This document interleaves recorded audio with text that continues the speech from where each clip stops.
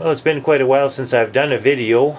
I'd like to show you fellas this reloading press that I've just completed. Built from scratch from parts that I had laying around. It's for shot shells, and right now I've got dies made up for 12 gauge, but eventually I'll have dies for 20 gauge and 410 as well that will fit right onto this little machine. I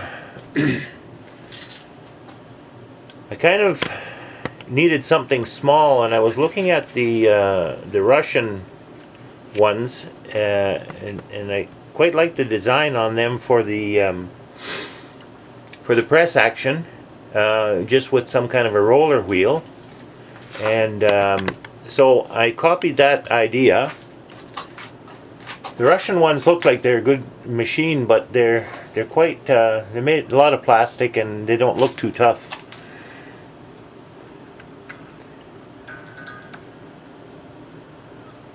So I've got a little bit over 1 5/8 inches of travel on that, which seems to be sufficient for the few test loads and test shells that I've done. And then the other thing I did with it is I made a turret to change the position between the stages. So in the first stage here, I've got it for depriming and sizing the metal end. And this is a 1-inch hex shaft, and I used a cut off 1-inch socket for the bottom and a 1-inch socket for the slide.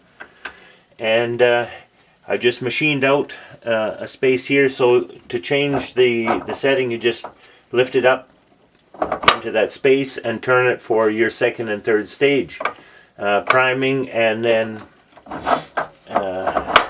finishing the shell. It's kind of quick, and there's enough extra doodads around that I didn't need any more loose stuff. So these are the tools here for the depriming and neck sizing. The neck sizer here, and this is the priming tool. It also punches off the sizing ring. So punch off the sizing ring and prime it, and then the loading tools are the finishing tools. I've just got a ABS pipe for a spacer so that you don't over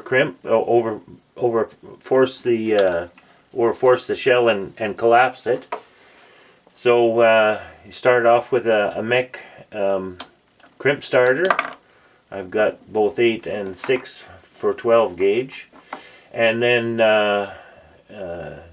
once the crimp is started, then this will close up the crimp, and the crimp is finished just by pushing in the piston. So we'll try one and see how it goes.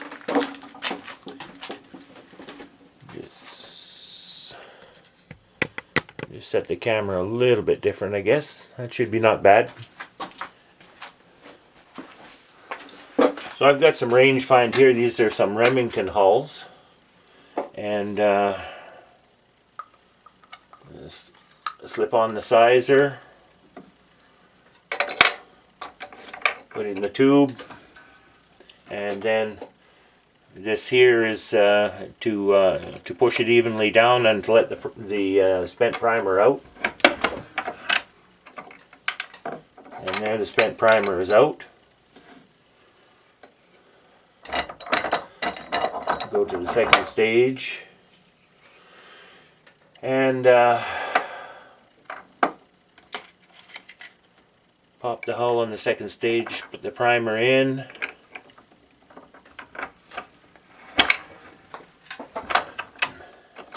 And there we've got our primed hull. reasonably fast once you get set up to get in the rhythm, so to speak. Some powder.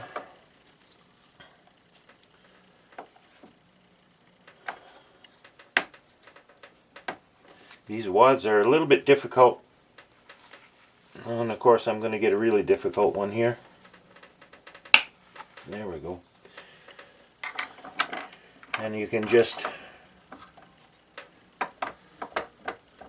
give it a little push.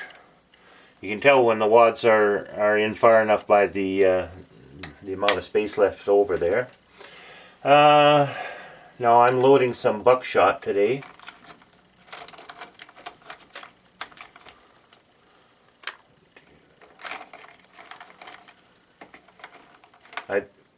I built this primarily for buckshot and slug loading. I have a Mech Junior that I use for when I load birdshot.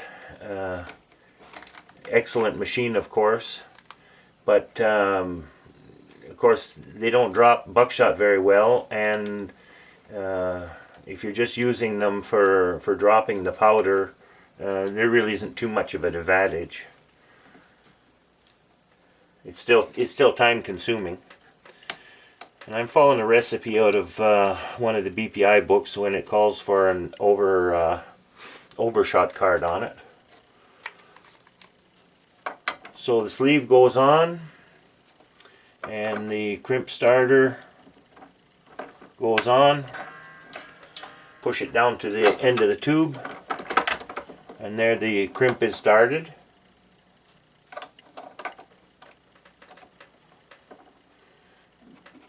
And then I put the piston in the wrong way around first to get that crimp started a little bit better, to close it up some. And it goes in like this. I'm going to make an adjustable piston. This one is just a hair too long. I've got to be careful that I don't press it down too far. And there we go. It makes a pretty decent crimp. And so really, that's all there is to it. I just wanted to pass this on to some of the fellows that were interested maybe in building one themselves. I'm going to post some more detailed pictures and a few dimensions on the Facebook group Buck and Slug Loaders. And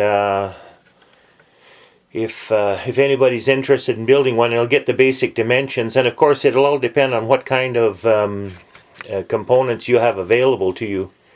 I had this 1-inch hex shaft here, so that's what I used. A person could use 3/4 inch square keystock and use get a couple old 3/4 inch sockets to act as the slide for the press and the indexing plate on the turret. Anyway, I'm pretty happy with it, and I hope it's of interest to some of you, and maybe it'll be copied down the road. Thanks for watching. Bye for now.